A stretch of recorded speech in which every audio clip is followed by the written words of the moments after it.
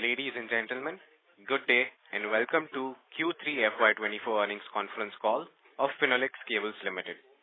As a reminder, all participant lines will be in the listen-only mode, and there will be an opportunity for you to ask questions after the presentation concludes.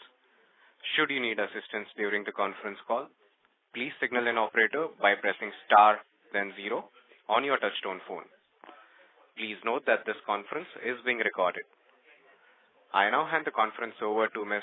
Mamta Samat from Perfect Relations. Thank you, and over to you, ma'am. Thank you, Sagar. Good evening, everyone, and thank you for joining us on Finolex Cables Limited Q3 FY24 earnings conference call. Today, we have with us the senior management represented by Mr. Mahesh Viswanathan, Chief Financial Officer. Before we begin, I would like to say that some of the statements that will be made in today's discussion may be forward-looking in nature. We will begin the call with the opening remarks from the management, after which we will have the forum open for the interactive Q&A session. I will now request Mr. Mahesh Viswanathan for the opening remarks. Thank you, and over to you, sir. Thank you, Mamta. Good evening, everyone.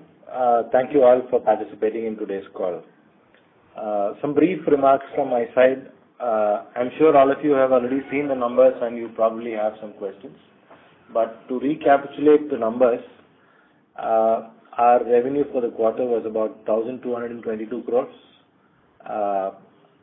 up from 1,187 crores. That's about 3% higher than the immediately preceding quarter, and up from 1,150 crores, which was the revenue for the corresponding quarter of the last year. That's about 6% higher. On a 9-month basis, the revenue was 3,613 crores, up from 3,256 crores, which is about 11% in growth. Overall, within the segments, volume growth in electrical cables was about 8%, and the communication cables, which is the second largest group that we have, there the volume growth in the metal-based products were kind of flat, whereas there was a decrease in the optic fiber-based products. The reason for that was simply that the tender which was expected on BharatNet has still not been floated as yet. That tender is expected to consume approximately 2.5 million kilometers of fiber over the course of its duration. But the tender is expected to be floated now, sometime in within the next week is what we hear now. So if you add another couple of months before the awards are issued, then the expectation is that revenue flow will start from at the earliest Q1 next year, at the latest probably Q2 next year. That is when the revenue stream will start to flow. On the private telecom side, the two larger players, both Reliance and Bharti, did not invest so much on the cable assets during the last quarter. My understanding is that Reliance was focusing more on operationalizing the 5G rollouts that it had done, whereas in the case of Bharti,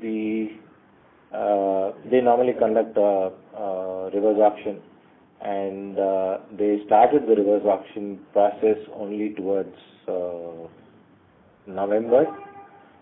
They went through 4 rounds, and the last round was concluded last week. While we have positions, the contract is yet to be closed.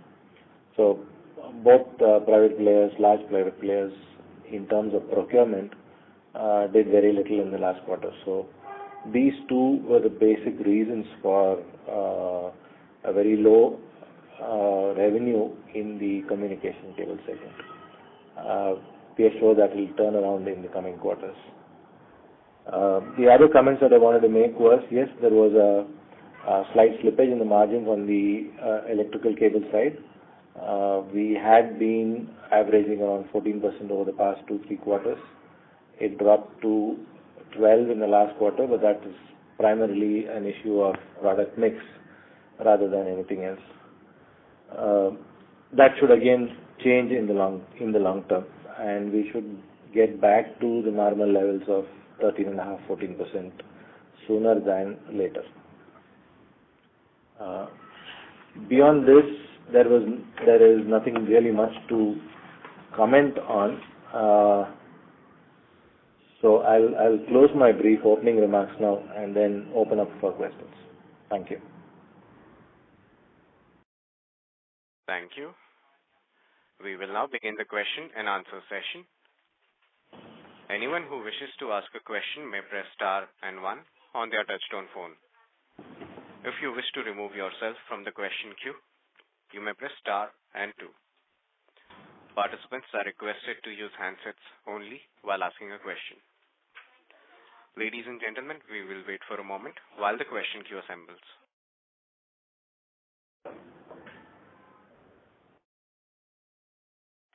The first question is from the line of Shivam Mittal from Punartha Investment Advisors Private Limited. Please go ahead. Hello. Hi. Thank you so much, sir, for the opportunity. Your voice is a little garbled. Can you be a little clearer, please? Hello. I'm Yeah. audible now, clearly? There is some echo. Okay.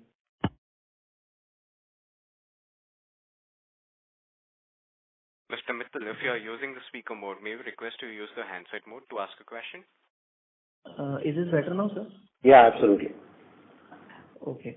Sir, in communication cable, like which product constitute what percentage of sales, like how much optic fiber? Optic fiber based products would be around 2/3 of the total basket. How much, sir? Sorry. 2/3. 2/3. All right. And what additional top line we expect, like from ongoing capex, and by when we will be able to achieve those top line? That's what the capex that we had talked about in the last couple of quarters. We expect demand to go up once the BharatNet tenders are floated and announced. Secondly, as we've always been saying, the potential for demand in our country is far higher than what it currently is. And as and when 5G applications, more of use cases get rolled out, the need for fiber deployment will increase. And so we are actually, the deployment of capital that we are doing today is planning for the future. And we do believe that our country has the potential to consume upwards of 50 million kilometers of fiber every year. China today consumes approximately 400 million kilometers every year. So there is definitely a need for fiber deployment. But as use cases develop and as fund availability improves, I think that should happen. Sir, considering EVM project and preform and fiber capacity, how much like additional top line we are targeting? We have already set those numbers in the earlier calls, so I can refer you to the previous minutes. That would be easier. I don't think there is a need. I don't think we have made any revisions to those numbers. All right. Sir, volume growth has been like 8%. Right. Yeah, first quarter it was 30%, second quarter 10%, and now 8%. So, sir, any particular reason for that? No, I think there was a little bit of catch up in the 30% part. Probably was catching up from earlier lows. I think 2-digit numbers should be sustainable, but not in their 20s and 30s. I think the mid-teens is what would be sustainable in the long run. All right. Sir, can you provide like region-wise volume or like how much from east, north, which area contribute what percentage? So, no, typically our strength is largely in is the best in the south, where close to 45% of our revenue comes from, followed by the west, which is approximately 30%. North and east put together is the balance 25%. All right. Sir, in last call, like you mentioned, to remove power cable revenue to compare our performance with peers. Correct. Can you provide us those comparable revenue numbers, because peers don't provide that data? I also have the same problem. I do know that some of them have extremely large power cable businesses. The power cable business, our estimate is approximately between 25,000 crores in a year, and our exposure to that is approximately 180 crores. So we are a very, very small player there. So it would help if the numbers are segregated, but then that is not what everybody discloses. There is no statutory requirement to do so, so nobody discloses except I think one company. So it's kind of difficult to compare that. We can only make guesstimates, and I don't think that's the best way to do something. All right. Sir, what is the capacity utilization currently going on? Around two-thirds again, 65-66%. All right. Sir, we had consultant to work upon inventory levels to improve working capital efficiency. Right. And any update on that?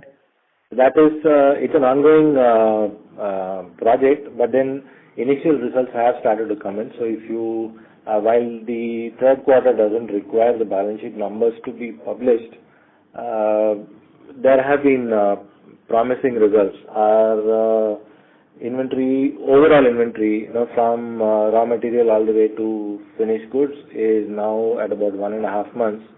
Used to be 1.8, 1.9 months earlier on. And obviously the values have also declined in proportion. The control on receivables continues. We are at 14 days now against 15, 16 days earlier. So the work that the consultants have done has definitely helped us, but it's been 6-7 months since that project has gone live. I think more results will come in as we progress in time, and as the software that is in use does more self-learning. So it is able to adjust itself to situations on a dynamic basis. So as it learns more, it will be more efficient. Okay. Sir, can you provide number of distributor count or channel partners? 700 plus numbers. Yeah, about 730 people, I think. 730. Yeah. And the channel partners? Channel partners, we have approximately 4,500 of them. Probably out of that, around 2,000 are active. When I say active, they buy every month. Some of them buy multiple times every month. The others may not be buying that in that periodicity. All right. Sir, any update on pending litigation you want to give, minority shareholders? Well, I do not have any updates on that. Like I said in the previous call, the litigation is between two shareholders. As and when we get updates, we would, of course, where the company is involved and needs to inform shareholders, we would put them in the public domain. But otherwise, I don't have any update at this point in time. All right. Sir, channel partner has not grown quite for a long time, like 4,500 kind of numbers we have seen. Yeah, because what we said was while we will retain those channel partners, we will grow into the retail markets through a distribution channel, which is why we started investing on the distribution setup and appointment of distributors. So geographies where we were not present earlier, or we were not reaching because the channel partner was servicing them out of his shop. We now have a distribution setup which brings the material to the retailer's place. So the strategy was clearly to grow rapidly through a distribution setup. All right. Thank you so much, sir. That's all from my side. Thank you. The next question is from the line of Sonali Sonalkar from Jefferies. Please go ahead. So good evening and thank you for the opportunity. So my first question is regarding the volume in the electrical cables. Could you throw some color as to the segment-wise, as in the end user segment-wise volume growth? In particular, is any segment decelerating that, we have seen such deceleration in the volumes quarter on quarter? Not really. I mean, the growth has been fairly even across the board. Okay, segments that have done much better than others have been the auto segment that has grown considerably, and also the agricultural piece. Both have grown higher than the others, but there has been growth in all the product offerings. So about the construction, is the housing/construction going on, as strong as we had seen in the earlier quarter? Not as strong. There is a slight dip compared to the earlier quarters, but it is still more than positive. Understood. So second question is on the margins. You did talk about the reason why the margins have come off a bit. But again, in the product mix, anything you would like to further detail out as to why the margins slipped, quarter on quarter, and where should we, or rather, when should we expect normalization of margins? Well, the proportion of auto cables to total has increased. So, as you know, auto cables is a B2B product, and with fairly thin margins. So, if that proportion goes up, then it obviously impacts the overall numbers. As I mentioned, agricultural applications have also gone up. There again, the margins are not as lucrative as the standard construction wire is. That's the second part. And within construction wire, we've had more of project-related sales where while there is a volume, the prices are, when you're trying to sell larger volumes to the building community, you do get higher discounts. So those are the three major issues. Understand. So are we structurally shifting more towards auto/agri, or can this be just... No, it is not a structural shift towards to anything. The demand from these sectors were higher, and therefore that's a reflection in the end margin. Understood.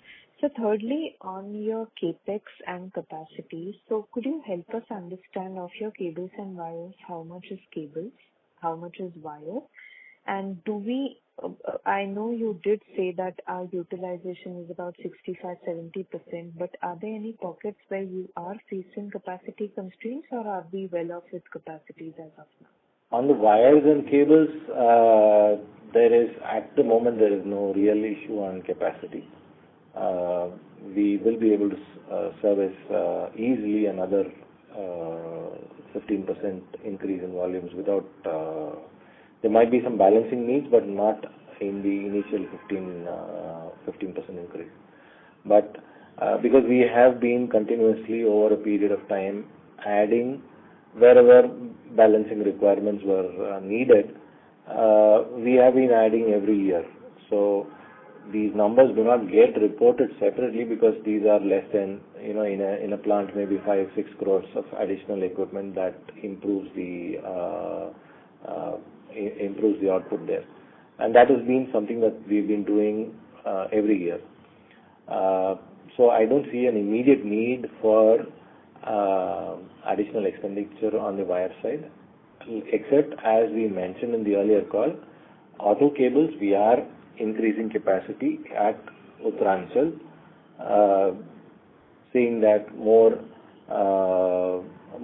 we do perceive a need for larger quantities up in the north from the vehicle manufacturers or the harness manufacturers.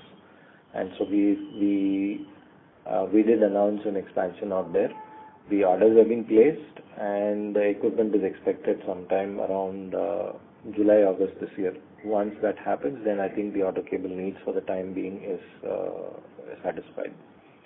On the other capex, those would primarily be around the fiber business. So on preform production, on additional capacity on fiber draw, and end cable production. So as we mentioned earlier, in phase 1, we are setting up a preform plant which will produce approximately 100 tons of preforms in a year, which translates to somewhere around 4.5 to 5 million kilometers of fiber. We currently have 4 million kilometers of fiber draw capacity. We will expand that to 8 million over 2 years. And we have planned additional expansion of the cabling capacity to take care of the additional fiber that will come out. So these are the plans that are in place, of which, if I talk about the preform part, the phase 1 equipment has already arrived. The building construction should get over in the next month and a half, after which erection of the equipment would take place. So we expect preform production to commence earliest around the end of second quarter next financial, latest in the beginning of third quarter next financial. The fiber draw towers, we expect that to be ready by the next financial year, that is 25-26. And as and when the Bharatnet tender is rolled out, and then once we have an idea of the volume that we are able to secure, the orders for the cabling equipment would be placed. The building is already ready. The cabling equipment is awaiting ordering. So that's the story on the fiber piece. On the other big part of capex is around E-beam and its connected components. The E-beam building is now ready, including the bunkers. The first set of equipment has left Korea last week, and it is expected around the 16th to 17th of this month. And then commissioning would start hopefully by end of February or earliest by early March. We expect that to start production sometime in quarter 1 next year. That's the first piece of equipment. The second piece of equipment is expected to arrive in May this year, followed by installation and commissioning maybe 2 months thereafter. As we mentioned in the last call, the E-beam process will require different insulation compounds, and we're already working on setting up a compounding plant for making that insulation material, and that should be ready by end of this year. Until then, of course, we will buy out that compound from third sources. But once we have our own plant, then that will be value accretive. So that's on the e-beam piece. I already talked to you about the auto cable expansion in Roorkee. The last piece is that, for our Goa plant, we currently send the insulation compound here from Pune. But as volumes have grown, we are now putting up a compounding plant in Goa to meet its own needs. The paperwork around getting permissions from the various authorities is underway. We expect those to be closed before the end of this fiscal. Once that happens, then construction and equipment ordering, commissioning, etc. will follow. So that's the whole piece on capex for the moment. So thank you for the very detailed answer, very helpful. So of your overall mix, how much is cables and how much is wires? So, like I said, our annual cable business is approximately 150-180 crores. So out of, let's say last year we did 3,700 crores of wires and cables, out of which I think 150 was cables. I don't think that proportion has changed substantially in the current year. More towards cables, you're saying? No, less towards cables. I mean, about the same towards cables, more towards wires. Got it. So last question from my side, any, notable pricing actions we have seen in the last quarter going forward? We had, so if you remember, copper prices during quarter 2 were averaging around $8,400, $8,500 ton. October they dropped to 7,200, 7,300 levels also. So in October we took a price drop of about 3.5%, I think. And then again in December the curve went back up to 8,400, 8,500. So we had to take another correction, but this time upward correction in December of around 2.5%, I think. So those are the two actions that we took on pricing. Understand. And optic pricing globally, is that now stabilized? Sorry, I'm sorry? Optic fiber pricing globally. Has been low, has continued to be low until about a month ago. I think over the last 1 month, we are seeing quotations of somewhere around 270 rupees a kilometer for the standard fiber. 270 to 275 has been the range. It's a substantial drop from 350, which used to be there about a year and a half ago. But I think it's been stable there for some time now. Understood. So thank you very much. All the best. Thank you. Thank you. The next question is from the line of Praveen Sahai from Prabhudas Lilladher. Please go ahead. Yeah. Hi, sir. Thank you for opportunity. So just to continue the last questions on the optical fiber, the prices definitely on the YOI side has been down by more than 20%. So is it fair to assume that especially in your communication cable, where the revenue has been down by 11%, how much is the volume? Is it a positive volume you have? No, there has been a volume drop also. The volume drop has been almost 20%. 20%. Yeah, I mentioned to you that there has been no government business, absolutely no government business during the 9 months, except for one small tender of, I think, 10,000 or 15,000 kilometers. There has been no tender from the government. And Reliance has been buying, but they have been buying small fiber count cables to complete their 5G rollouts. None of the large fiber count cables, so fiber consumption has been low. And like I mentioned, Bharti's, normally they have a yearly contract, and that process starts around August, September. This time it got delayed, started around October still hasn't been finalized. We've gone through 4 rounds of reverse auctions, and we believe we have a position, but the contract is to be signed shortly. So not much of offtake from them as well. So deployment has been more around O&M, maintenance, and very few large-scale rollouts. Okay. And any clarity from the government, this project side that the big one will come BharatNet project? Yeah. Okay. So there were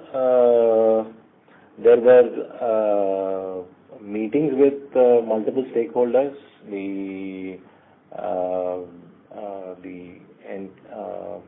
community of telecom operators or the service providers and so on. We have seen a draft of the tender that is likely to be floated. We are hearing that the tenders likely to be floated any time now. So even this morning there was one piece of news that I got which said that we should see the tender being posted online either tonight or tomorrow.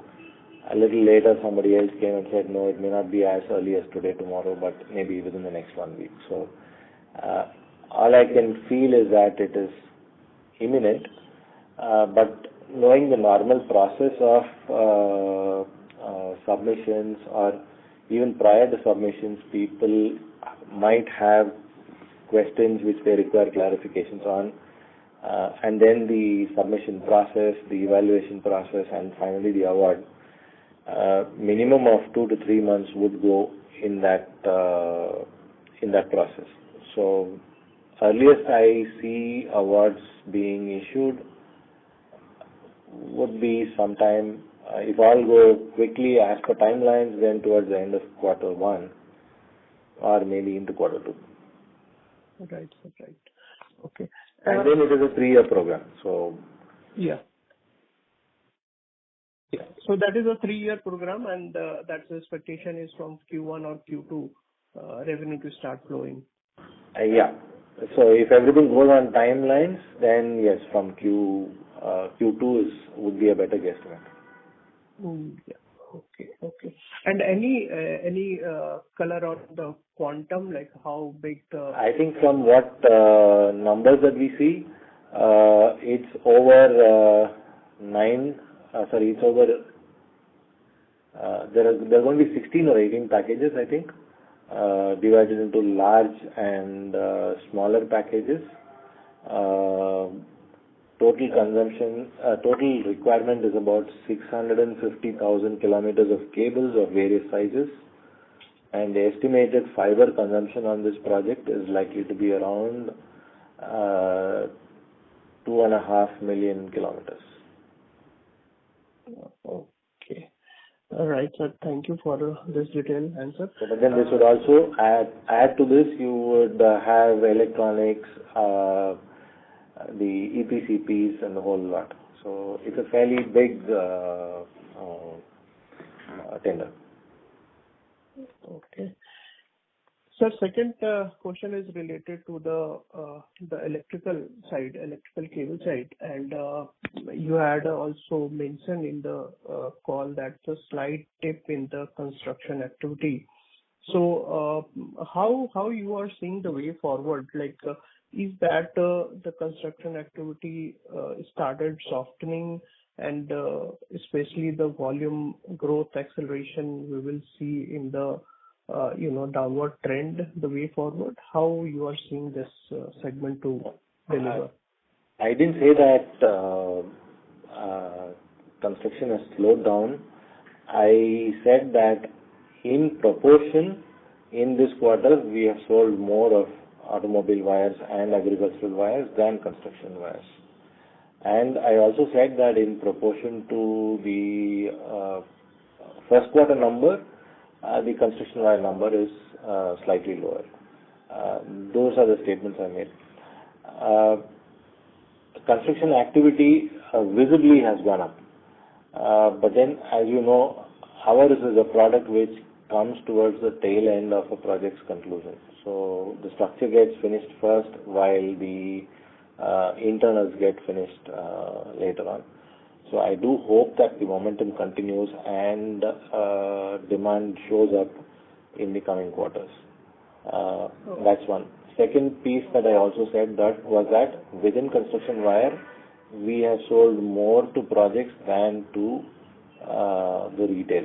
So that is an indicator that actually project business is continuing and doing fairly well. So I think that part is it's just one of those quarters where there is a small blip, but I think it is not something to read as a sign. Okay. So just to continuation in this, definitely you had done better in the project and the retail somewhere in the low. So is that something you are seeing that the retail softness is there, or is just on a quarter phenomena for the? That's what I said. I don't believe that it is fine to be read as a major indicator. It could be one of those small blips, and one has to watch and see at least 2 quarters before one decides this is the way or that is the way. Okay. Okay. And any differentiation in terms of the margin profile in the project and the retail? Is it the same? There would be, because it's like this. You and I go buy a box of wire from the retail shop. Invariably, he's going to charge us MRP minus maybe a small discount for our face. But when, because we are going to buy one box or maybe at the most 2 boxes. But at a construction site, the builder is buying thousands of those boxes, so he does command a better price, ask. And the discounts are definitely higher out there. And if you have rate contracts with builders, then the ask is a little bit even more, because then your business volume is kind of known upfront. So you don't have to spend time, effort and money on order acquisition. So that much money you save, but then you also give a discount. Mm-hmm. Got it, sir. Thank you and all the best. Thank you. Thank you. The next question is from the line of Arko Pratimpal from Sanjay Agarwal Broking. Please go ahead. Hello, sir. Good evening. Am I audible? Can you raise your voice a little bit, please? Sir, you're sounding a bit muffled, Mr. Pal. Am I audible now? Yes, it's better. Okay, sir. Thank you, sir, for this opportunity. Most of my questions are already taken, so thank you for these details. One question I would like to ask that your operating margin is now around 12%, which is quite impressive. Could you please elaborate on any potential changes in OPM that might be anticipated for this current quarter? Could I please explain on changes where? Changes in OPM, operating margin, that might be anticipated for the current quarter? I think we run a fairly tight ship. We have increased our ad expenditure over the last 2-3 quarters. So that is something that would definitely be higher in this quarter than earlier quarters. But then the expectation also is that the volume increase and the consequent revenue increase would compensate for the changes in these expenditures. I do not expect any major changes to the profile. Okay, sir. Thank you. And one more thing I would like to ask, that is, what is your expectation about the demand scenario of the current and coming quarter compared to the last quarter? So we are largely, if you look at our product sales profiles, it is largely construction, real estate related. So as long as there are no sudden changes to the external environment, that external environment I mean economic, political, both.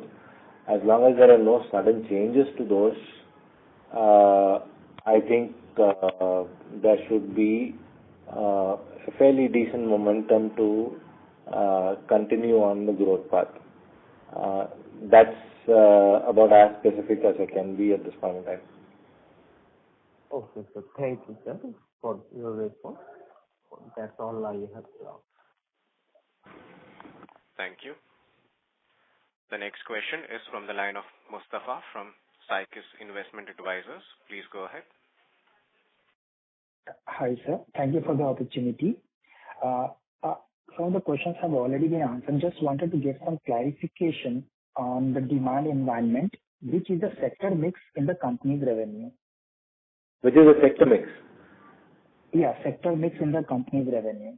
So, if I look at electrical cables, a substantial portion of that would go into construction, about 60-65%. About 10 to 12% automobiles, 10 to 12% agricultural applications. The remaining would go to industrial applications. Okay, that's nice, sir. And I have one more question. Can you comment? Yeah, can you comment on the competitive environment on the both the segments like wire and cables and the FMEG segment? Okay, wire and cables, like I mentioned earlier, both are fairly about the same size as far as market goes, between 23,000-25,000 crores each. Okay. We are largely present in the wire side and less so on the cable side. Because the cable part of it, the exposure is mainly to distribution utilities, and knowing the current and also the past financial strength of most of the distribution utilities, we've been staying away from that part of the business. On the wire side, we are fairly strong. We are more or less well represented in almost all over the country. Of course, our strength lies in the west and the south, but we are also increasing our reach in the north and the east.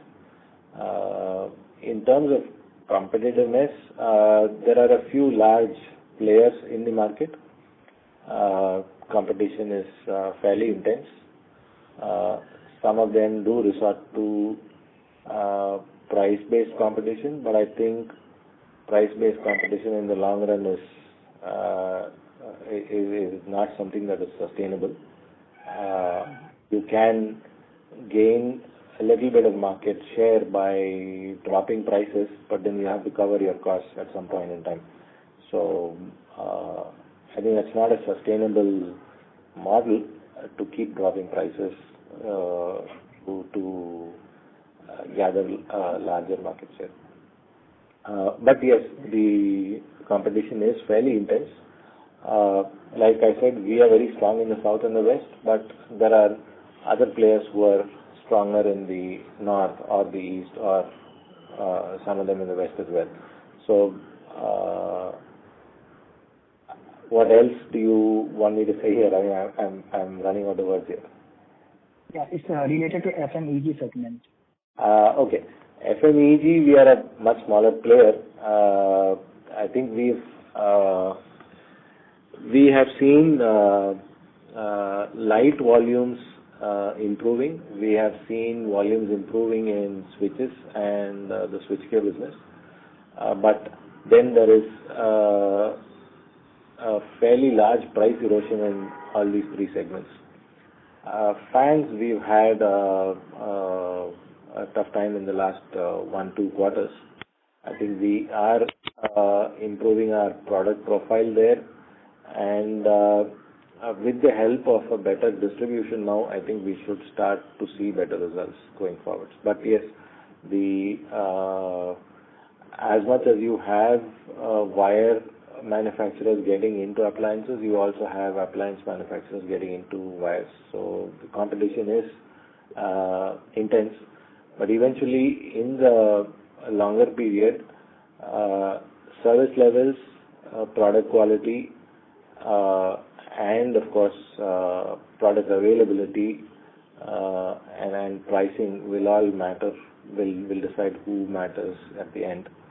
And there, I think the brand of the company will keep us ahead. Thank you so much for the questions and all the best for the future. Thank you. Thank you. The next question is from the line of Mukesh Patil, who's an individual investor. Please go ahead. Mr. Patil, your line is unmuted. You can proceed with your question.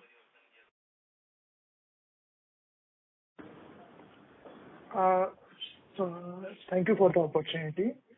Just want to know what kind of margins you are making on cable business and wire business.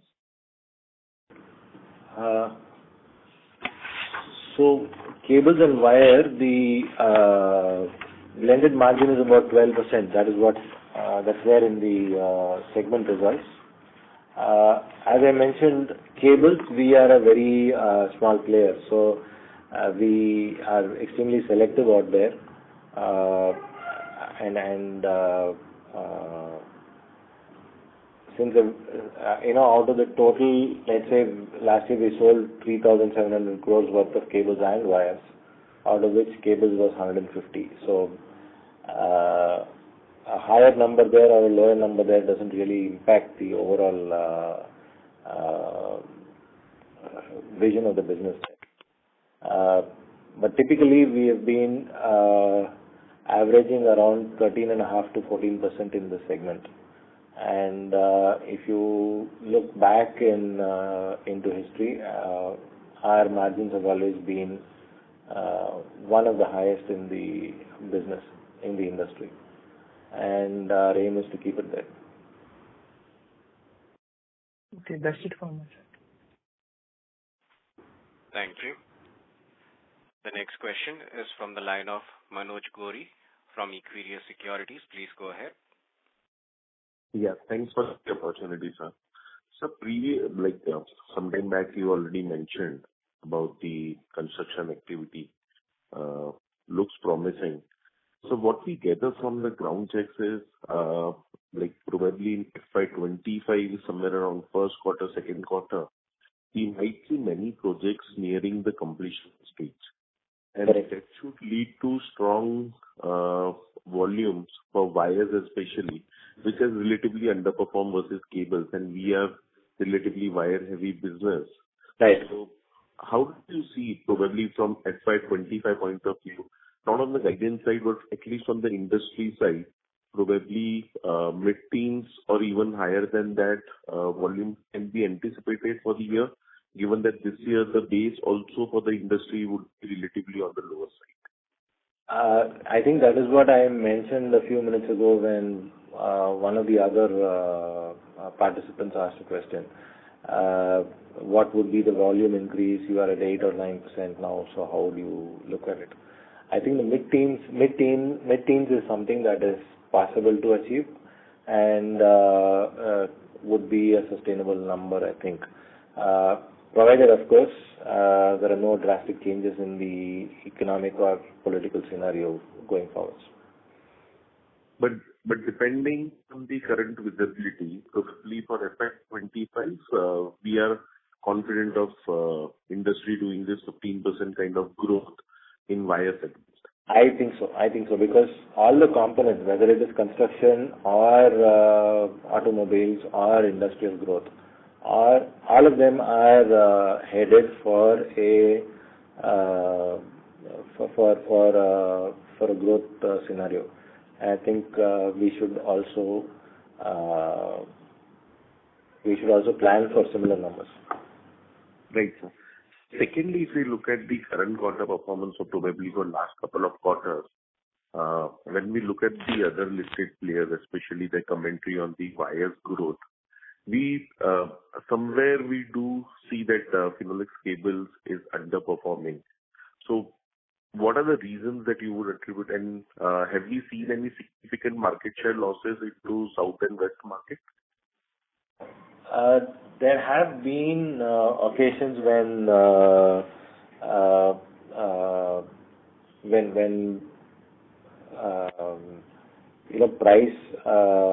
price has played a part. But like I said, it is not something that is going to be sustainable in the long run. So how much do you drop price? You have to recover your cost at some point in time, and gaining top line for the sake of gaining top line is not going to add anything to you. So yes, there have been some instances when we have seen that. But I think largely our share has been in the ballpark of 23-24% within the wires space.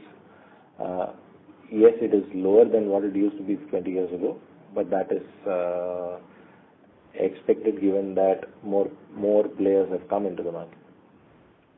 Right, sir. So, lastly, if you look at, just want to get some clarity. So from the promoter side, today, if you look at who is probably looking after the day-to-day operations, can you throw some light over there? I mean, at the moment, there is nobody, no? Okay. So currently, if you look at both the promoters, probably nobody has any active role in the, probably on the business side. Is that correct? Yeah, that's correct. Okay, sir. Thank you, sir, and wish you all the best. Thank you.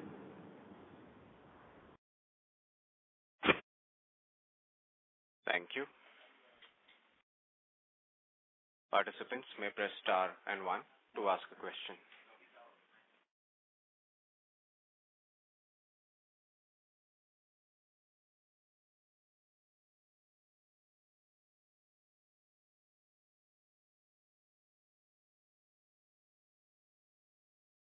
The next question is from the line of Shivam Mittal from Punartha Investment Advisors Private Limited. Please go ahead. Thank you, sir. What is the advertisement spend we are targeting? Sorry to interrupt. Mr. Mittal, your line is not clear. It's sounding a bit muffled. Can you use the handset mode, please? I'm in the handset mode. So it is better now? Yeah, it is better now. Sir, what is the advertisement spend we are targeting for FY25? All told, ad plus additional support to marketing, all told, we will be somewhere around 50 this year, I think. 50 to 70.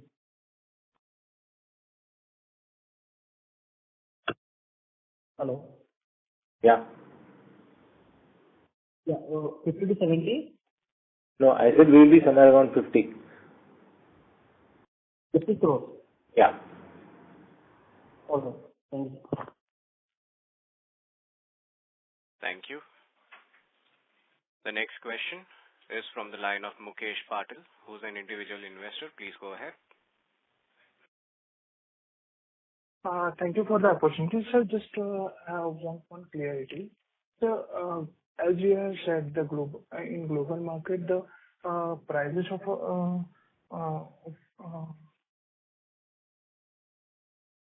OFCs are coming down, and still we are increasing our capacity in optical fibers. So, how do we going about this business, and what kind of margins we can expect from this business in medium to long term? Okay. There are cycles which happen in every business, and so there is an investment cycle when people are investing, and then it stabilizes, and then at that point in time, probably the demand peters down a little bit. Today's price situation is more to do with more to do with the economic cycle slowing down a little bit in China and investments coming down a little bit in China. But I don't think that is something that you will expect to continue for years together in the future. They have shown year-on-year growth for the past 15 years at least, from a consumption level of about 90 million kilometers to currently 400 million kilometers every year. But then over a period of time, they've also built capacities, and when they cancel out a couple of tenders, then that material becomes available globally and results in a drop in price. These would be hopefully temporary phenomena. At the same time, like I mentioned earlier, our consumption, India's consumption today of fiber is in the 20 million kilometer range.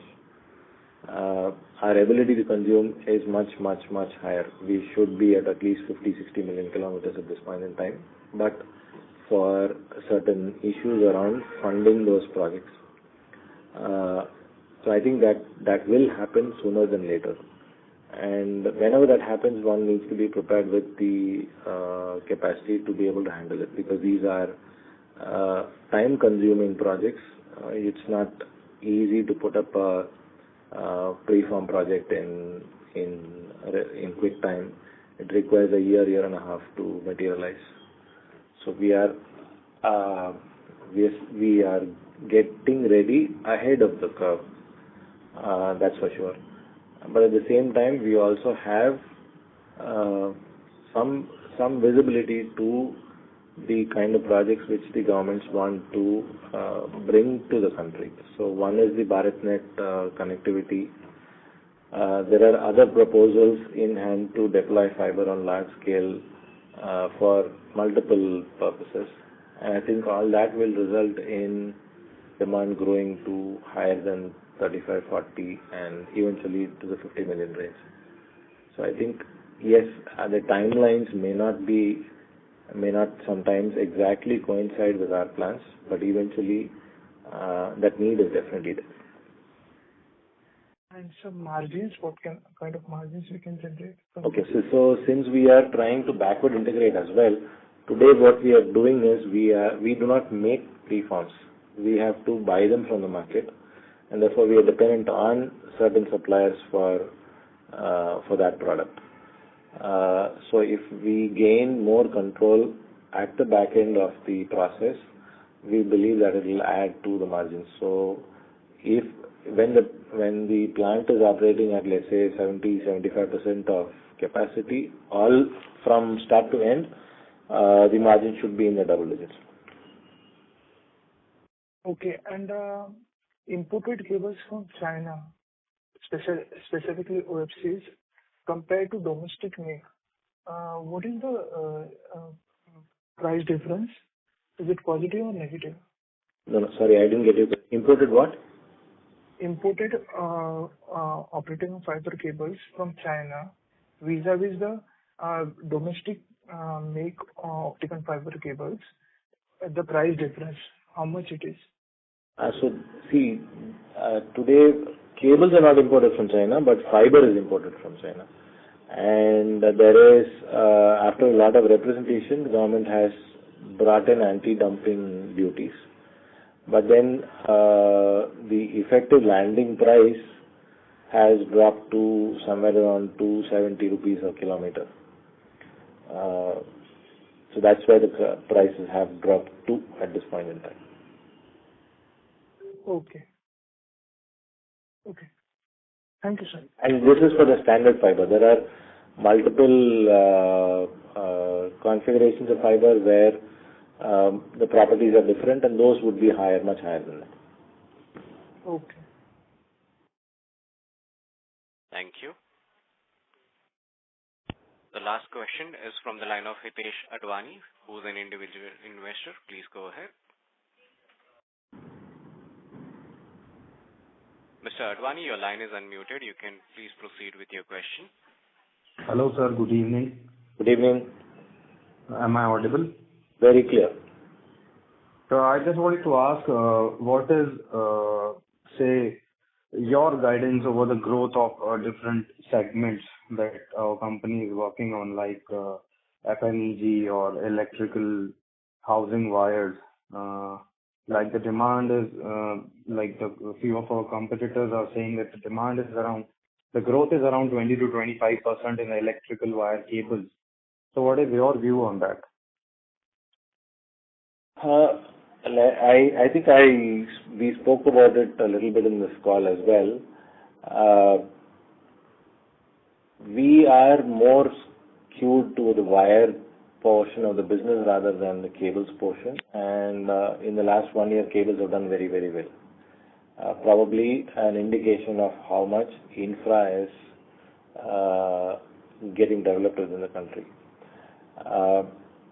On the wire side, yes, there is growth, but an earlier caller asked, I think we would see higher levels of growth when the current investment in construction nears its end of completion. The wires come at the tail end of the construction part. So the growth visibility would be more towards the end of those cycles. And somebody asked a question, would I see a higher volume growth in FY25? And I said yes. So that's probably how I would see it. Okay, sir. Thank you so much. That's all from my side. Thank you. Thank you. Ladies and gentlemen, thank you for joining Q3 and FY24 earnings conference call of Finolex Cables Limited. We conclude today's conference call. Thank you for joining us, and you may now disconnect your lines. Thank you so much.